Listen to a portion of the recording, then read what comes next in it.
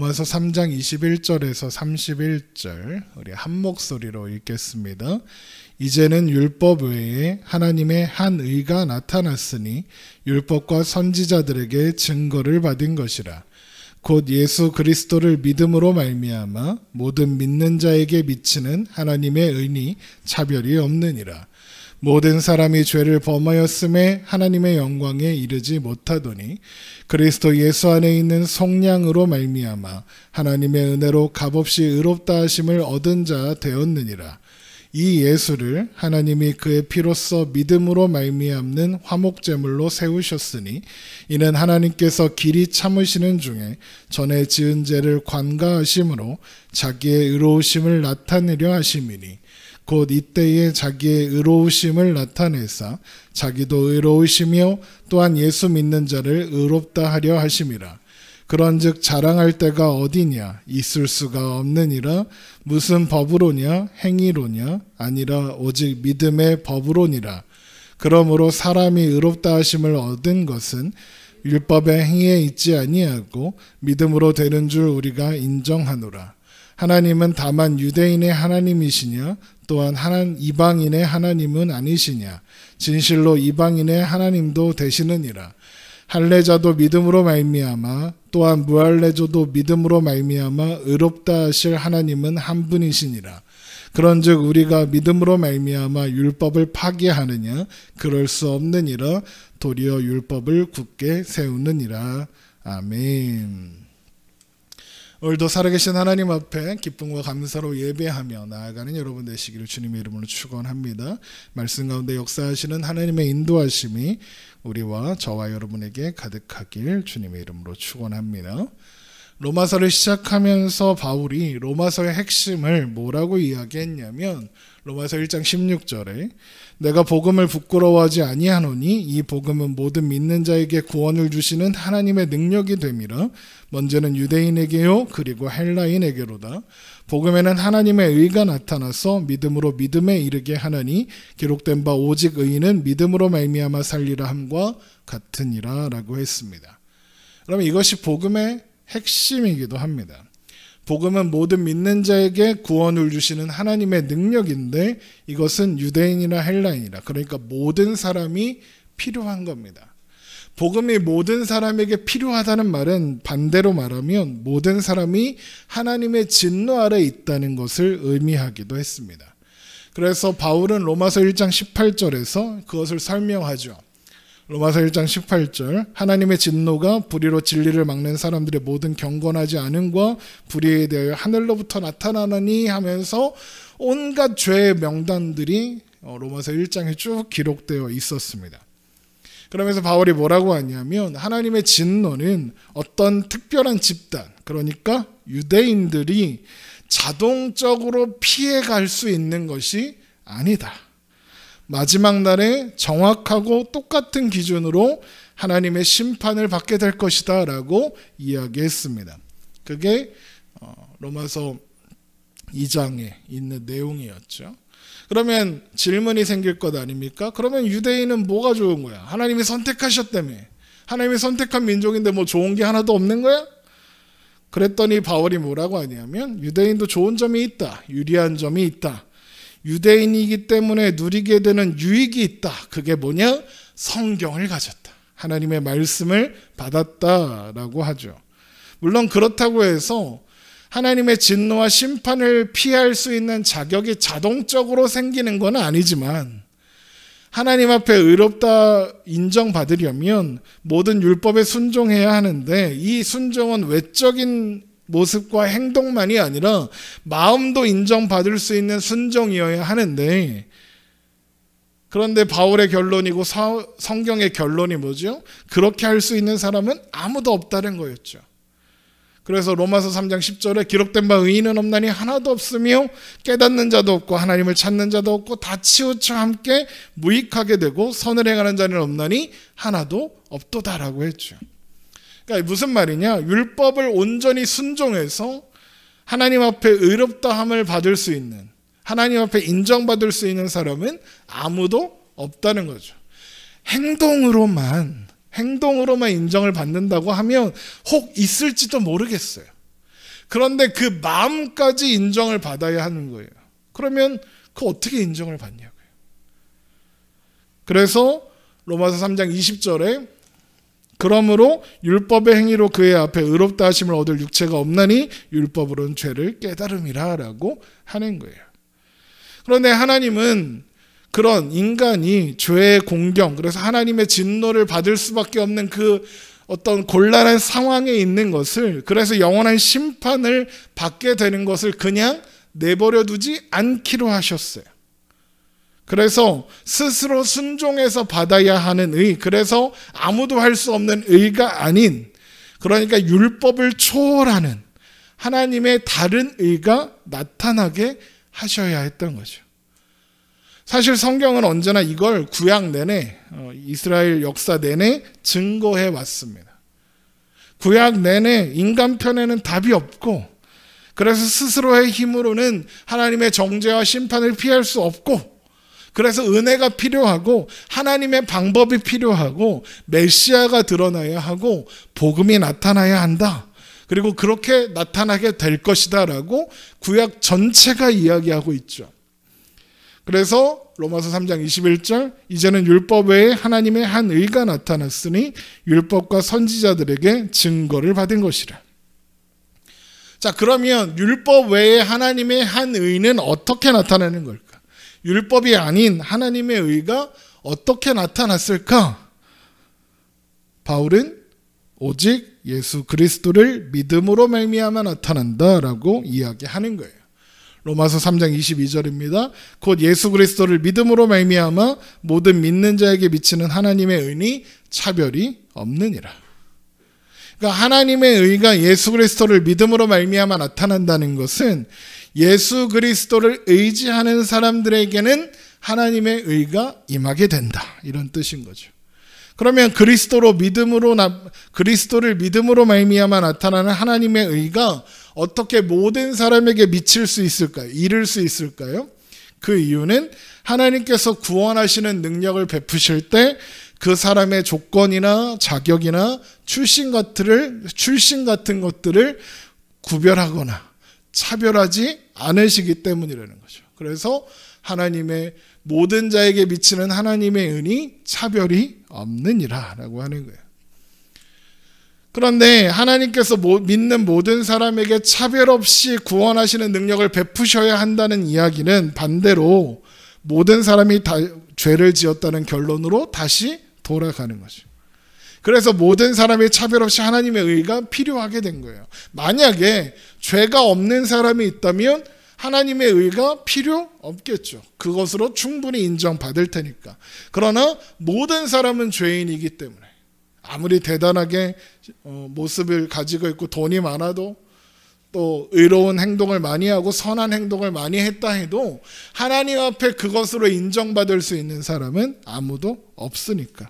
그래서 바울이 뭐라고 합니까? 모든 사람이 죄를 범하였음에 하나님의 영광에 이르지 못했다 그러죠. 로마서 3장 23절입니다. 사실 여기에 그러면 그런 생각이 들 수 있잖아요. 모든 사람이 죄를 범한 것까지는 그렇다 치자. 그러면 하나님의 영광에 왜 이르러야 하는 거야? 라는 생각이 들겠죠.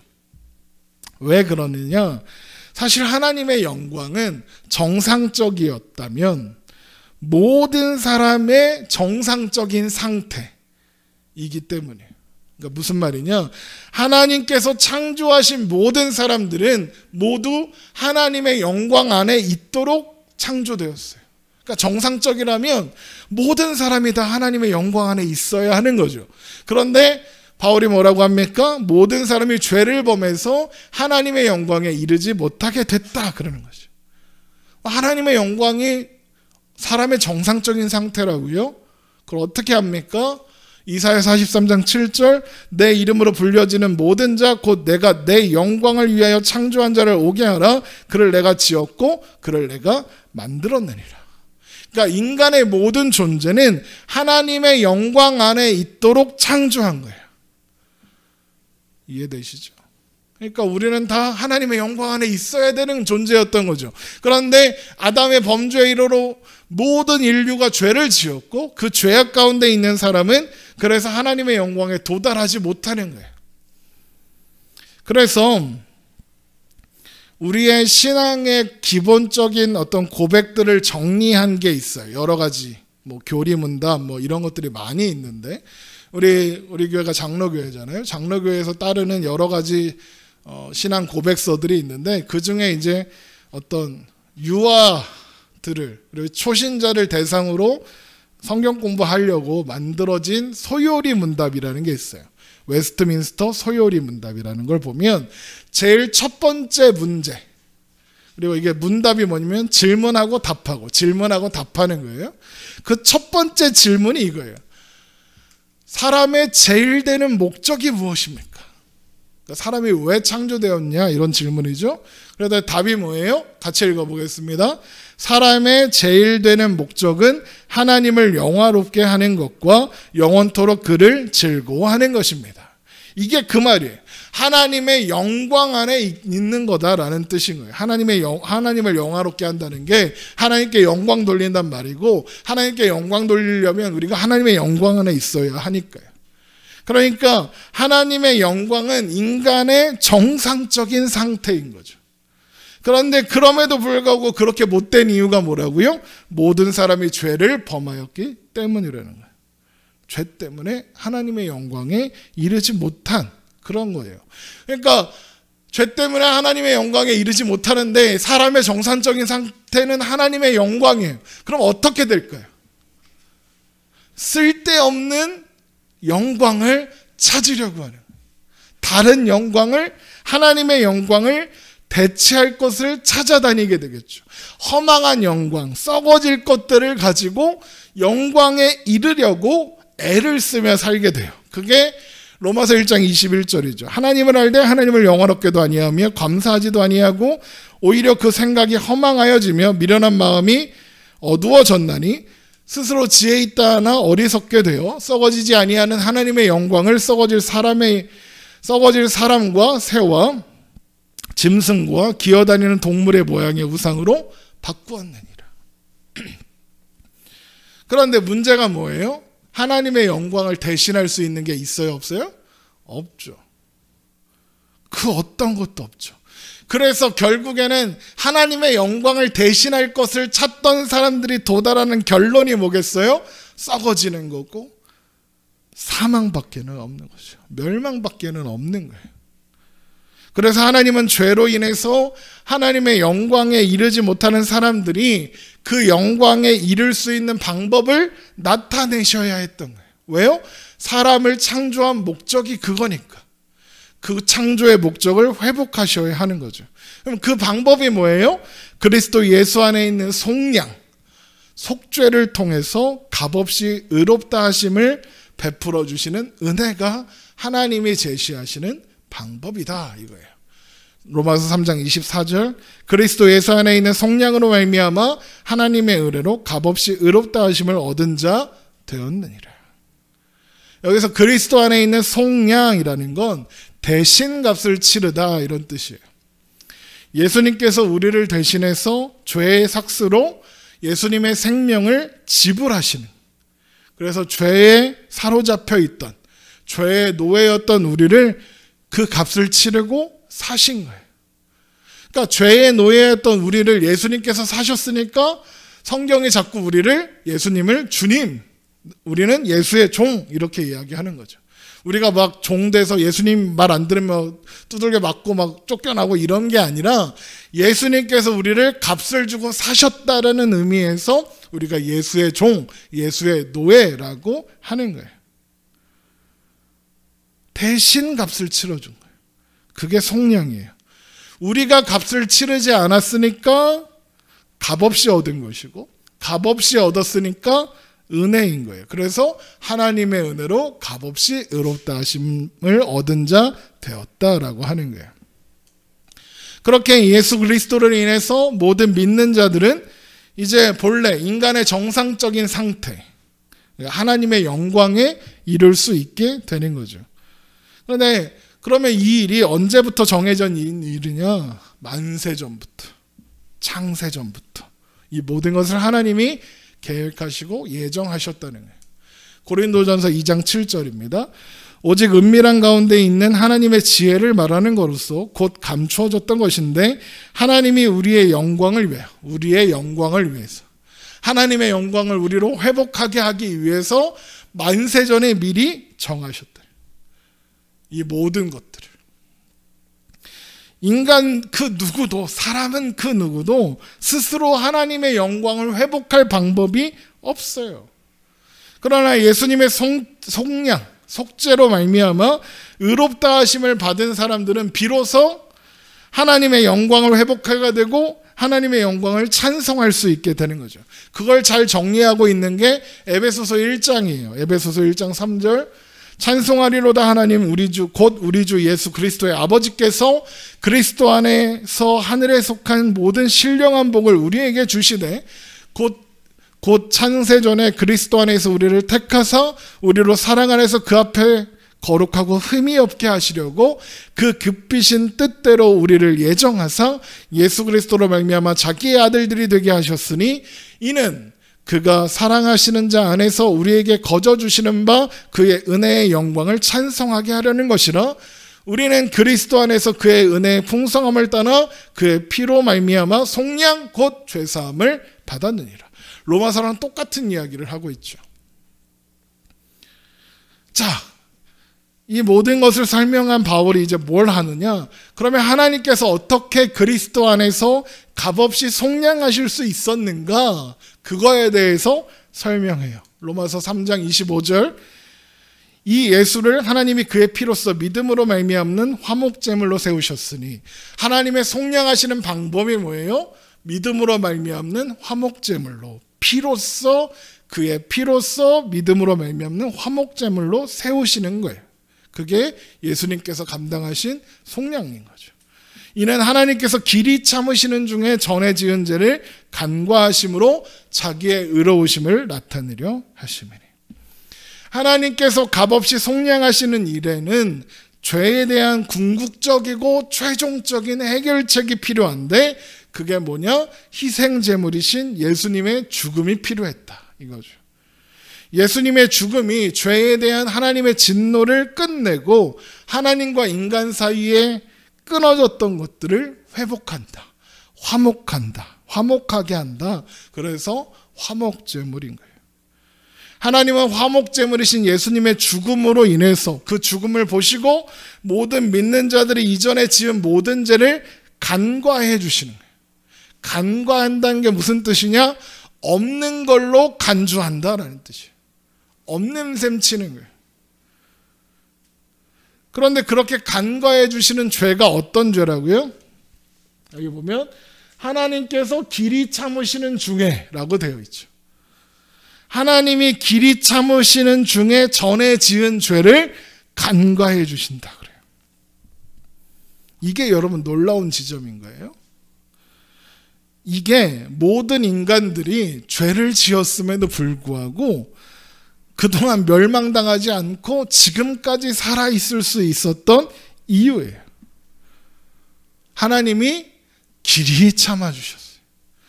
하나님이 죄 지었어. 인간이 죄 지었어. 아, 얘네들 답 없네. 밀어버리고 새로 하나 만드시면 되잖아. 근데 하나님이 그렇게 하지 않으시고 참아주시는 거예요.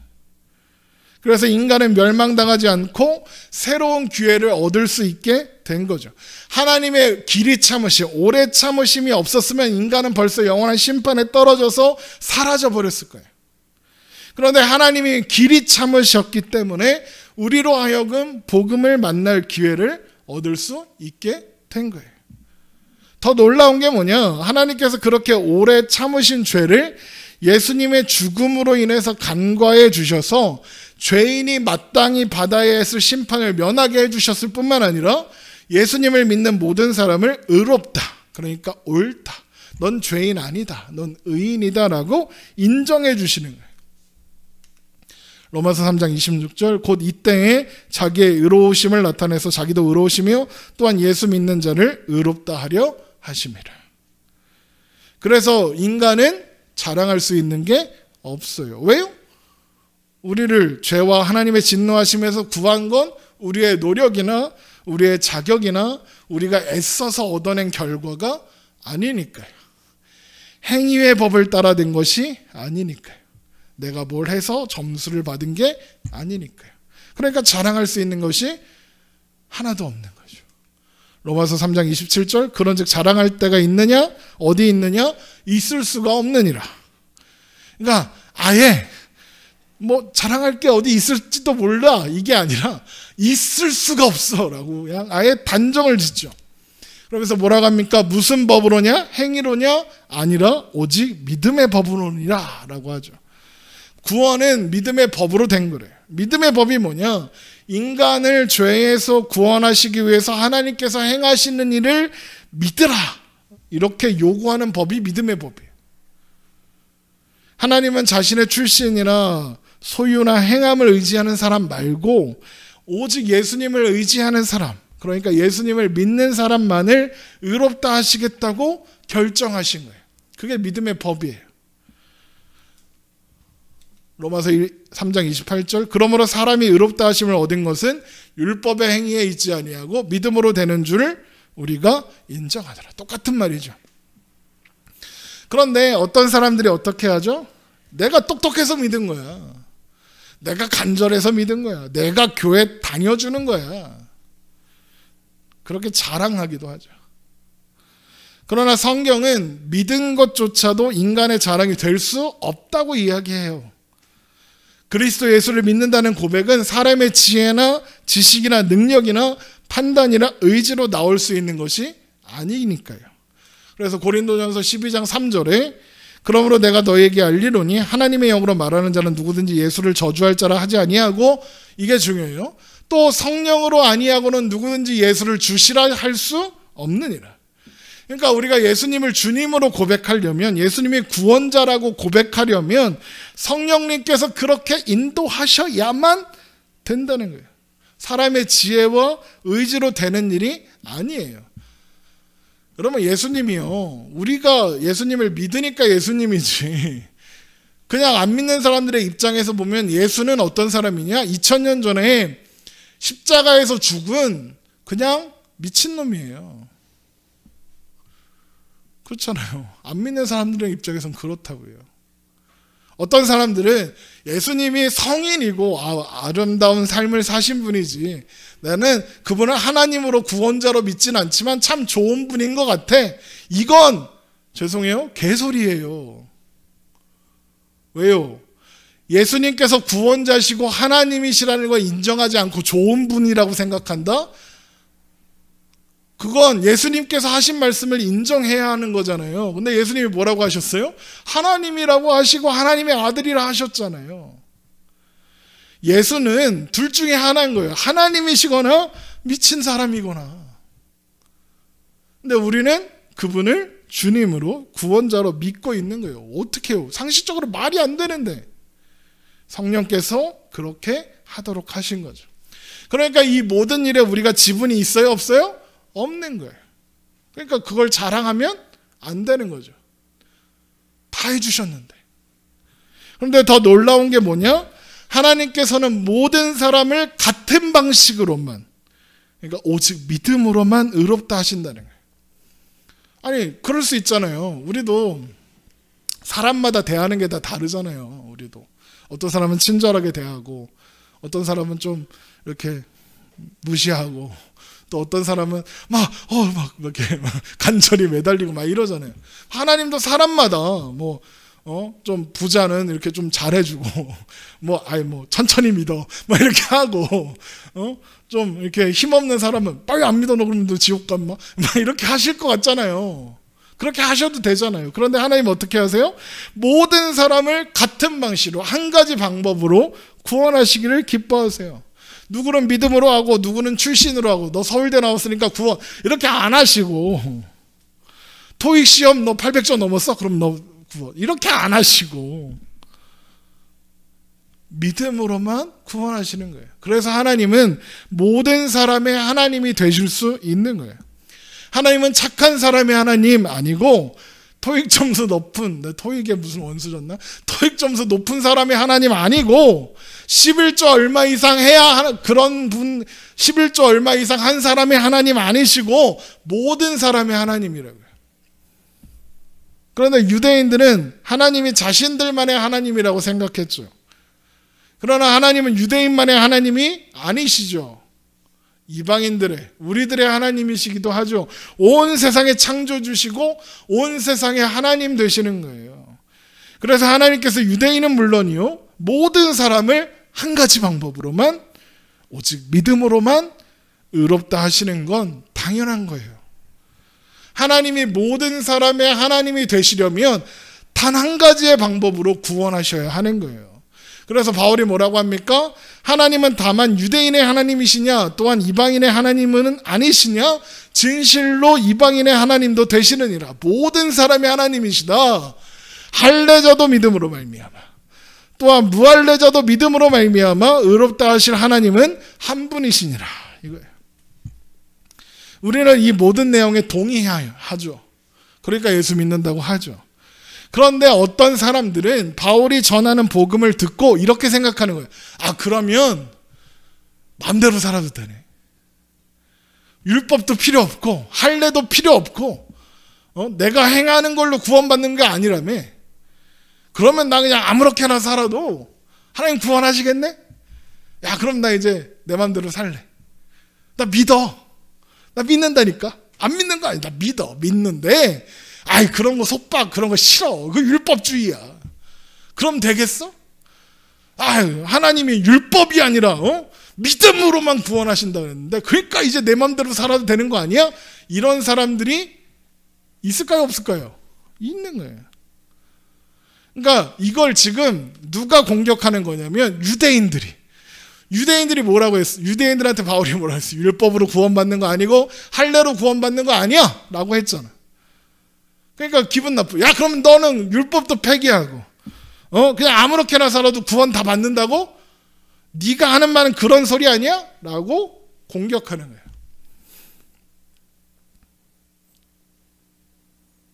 바울이 그러면 이것에 대해서 대답을 내놔야겠죠. 뭐라고 하냐?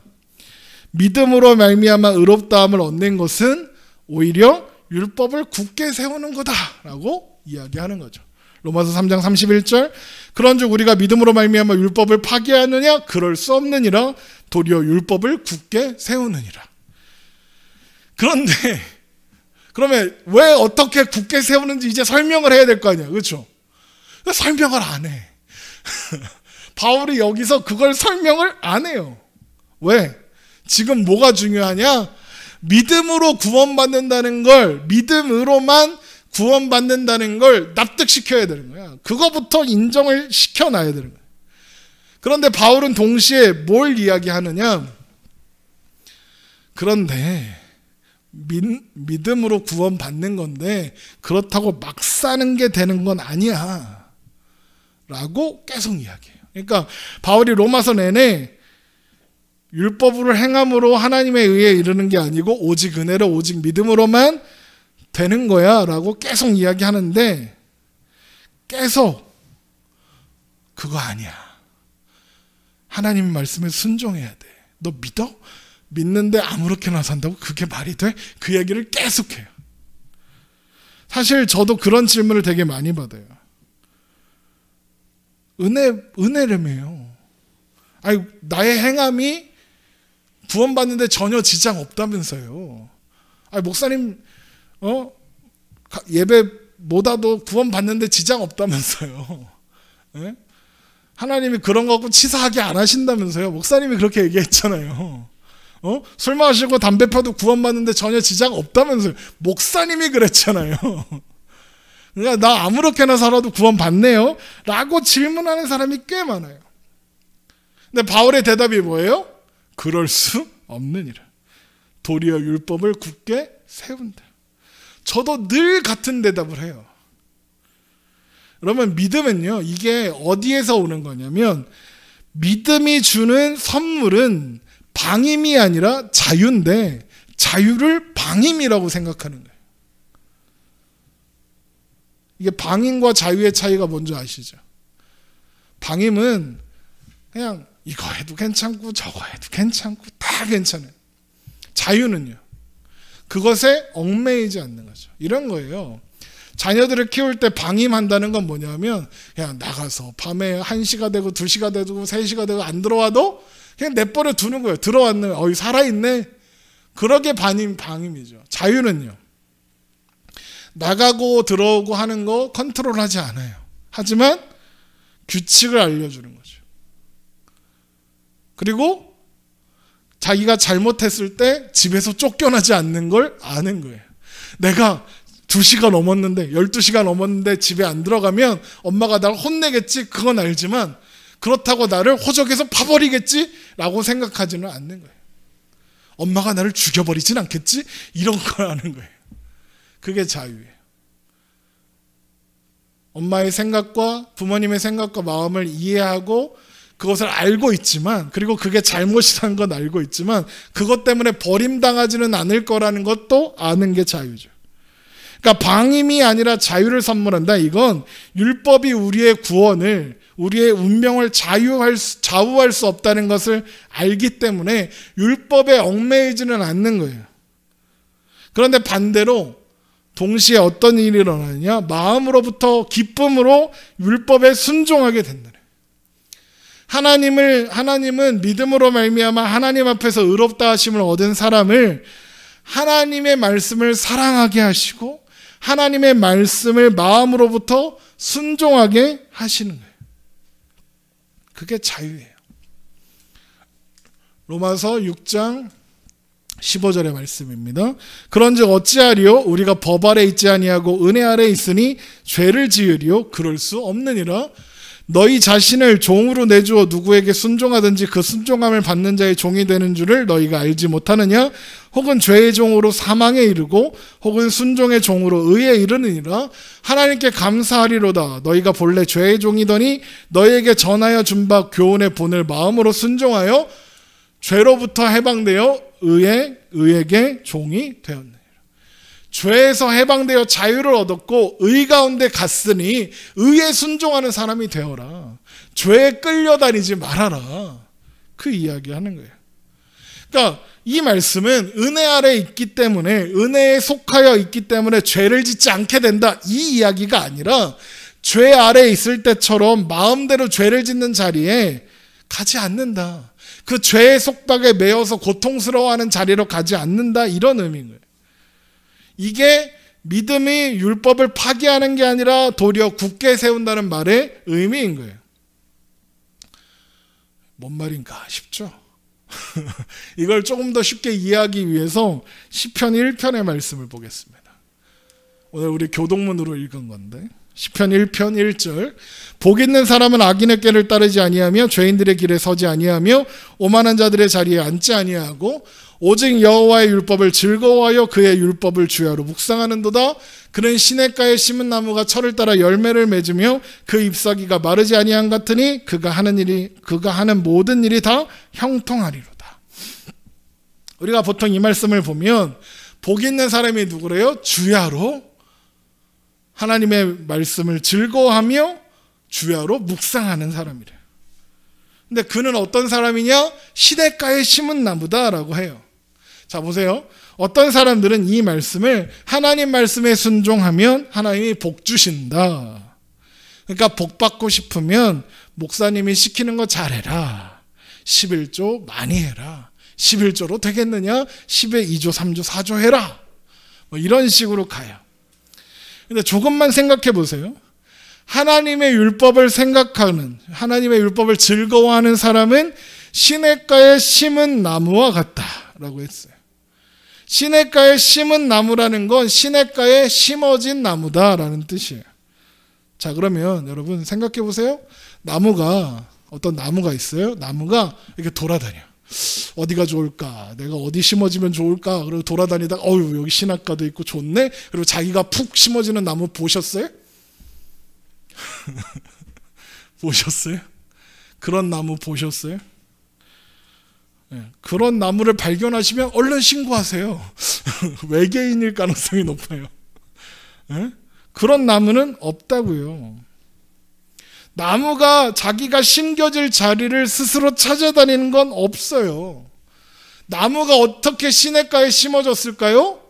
누가 갖다 심었으니까요. 누가 갖다 심었을까요? 여기는 주야로 하나님의 말씀을 기뻐하고 즐거워하고 묵상하는 사람이니까 하나님이 갖다 심은 거예요. 어디다가? 시냇가에. 그러니까 이 말씀을 복 받으려면 이거 하고 저거 해야 한다라고 가면 그 말은 나무가 스스로 걸어서 자기 심겨질 자리를 찾아간다라고 하는 말하고 똑같은 거예요. 여러분, 그런데 시냇가에 심은 나무가 어떻게 많은 열매를 맺을 수 있죠? 시냇가에 심겨졌으니까 열매를 맺는 거예요. 시내가 마르지 않으니까.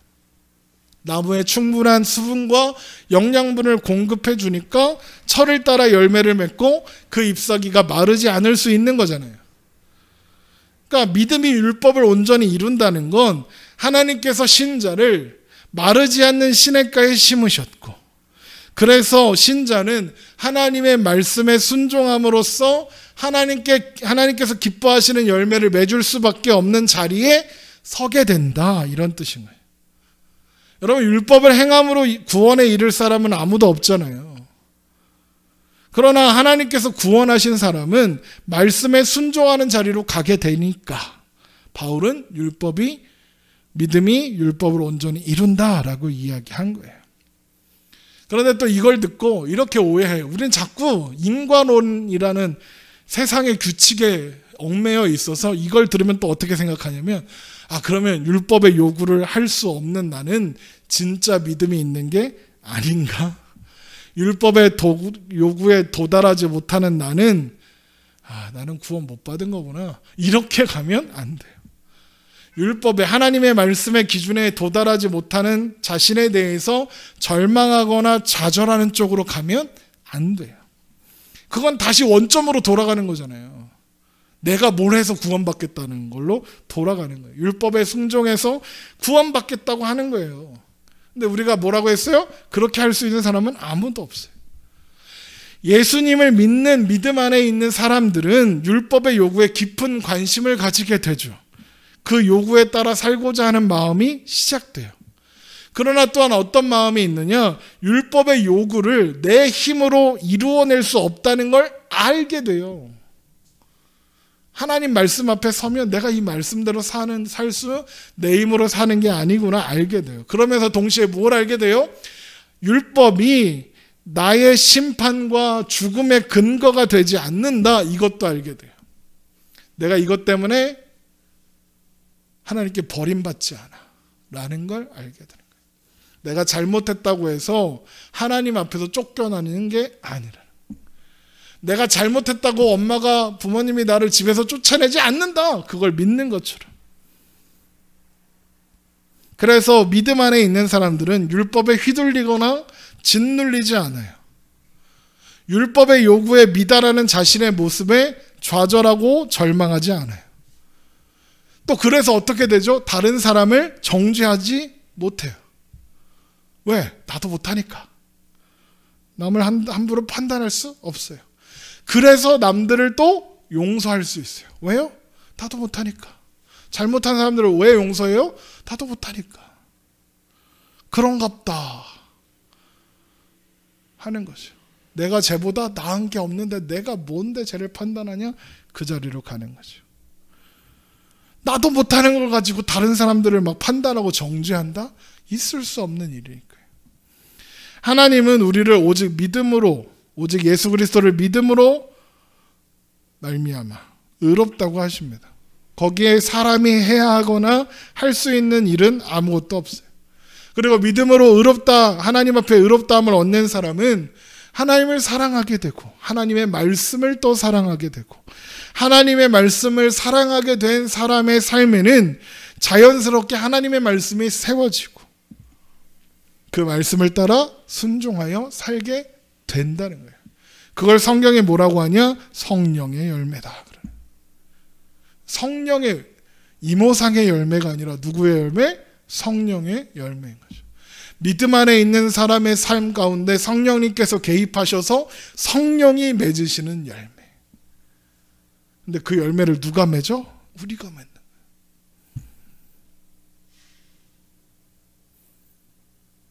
그래서 거기서 나오는 행함이나 어떤 열매가 내가 맺은 게 아니니까 내 공로가 될 수 없고 내 열매가 아니고 내 공로가 아니니까 자랑할 수 없는 거죠. 그러니까 우리에게 믿음이 시작되는 것, 우리의 믿음으로 살아가는 시간, 그리고 그 영원한 완성까지 다 우리가 하는 일이 없고 우리가 해서 이루는 일이 없으니까 우리가 자랑할 수 있는 것은 그 어떤 것도 없는 거죠. 그래서 사도 바울은 이걸 뭐라고 하느냐, 너희 안에서 착한 일을 시작하신 이가 그리스도 예수의 날까지 이루실 줄을 우리는 확신하노라 라고 하는 거예요. 모든 것이 하나님께서 시작하시고 이루시며 완성하시는 여정이라는 거죠. 여러분, 하나님께서 시작하셨다는 것을 우리가 믿는다면, 그래서 우리는 또한 완성 또한 확신할 수 있는 거예요. 여러분, 될 수도 있는 일이 아니라 될 수밖에 없는 일이에요. 왜요? 하나님이 시작하셨으니까요. 우리의 시간에서는 답답해 보여요. 야, 내가 예수 믿는 거 맞아? 또 옆에 있는 사람을 볼 때, 아, 저게 예수 믿는 거 맞아? 막 이런 생각이 들어요. 우리의 시간에서, 우리의 시각에서, 우리의 시간과 우리의 눈에는 여전히 미약하고 부족한 게 많아 보여요. 그래서 이게 될까 싶죠. 뭐 보이는 게 없으니까. 그런데 하나님의 시간에서, 하나님의 눈에서 우리는 이미 하나님의 영원하신 영광을 완전하게 회복한 존재예요. 왜요? 하나님은 시간 가운데 계시지 않으니까요. 시간 위에 계시니까요. 우리의 완성을 이미 알고 계시니까요. 그래서 우리는 하나님을 믿을 수 있는 거예요. 하나님이 시간 가운데, 시간을 넘어 그 위에서 우리의 모든 것들을 조망하고 계시고 그것을 통해 완성해 가실 거니까. 그래서 우리는 오늘도 오늘 우리의 어떠함과는 상관없이 씩씩하게 믿음으로 살아갈 수 있는 거예요. 우리의 존재의 의미, 우리 존재의 이유, 우리 존재의 살아가는 방식은 우리에게 달린 게 아니라 하나님의 손에 달려 있는 거니까. 우리 그런 하나님을 바라보며 오늘을 살아내는, 살아가는, 존재하는 저와 여러분 되기를 주님의 이름으로 축원합니다. 기도하겠습니다.